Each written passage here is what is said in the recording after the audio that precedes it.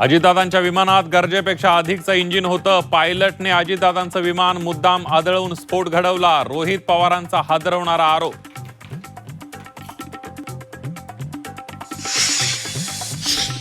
राष्ट्रवादीच्या विलिनीकरणाच्या हालचालीच्या भीतीने कट आखला गेला असावा. रोहित पवारांनी व्यक्त केली शंका.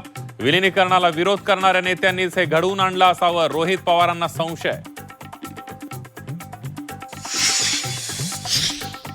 विमानाच्या आगीमध्ये अजितदादांकडील कागदपत्र जळाले नाहीत, मग ब्लॅक बॉक्स कसा जळाला? आमदार रोहित पवारांचा सवाल. रोहित पवारांचे आरोप म्हणजे सरणावर पोळी भाजण्याचा प्रयत्न. रोहित पवारांनी राजकारण करण्याऐवजी कुटुंबाला आधार द्यावा. भाजप नेत्यांचा रोहित पवारांवर पलटवार.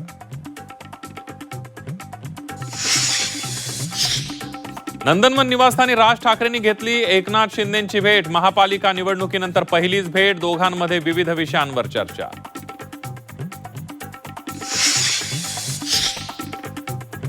पवार नातू आजोबा राज्यसभेवर जाणार. पार्थ महायुतीकडून तर शरद पवार महाविकास आघाडीचे उमेदवार.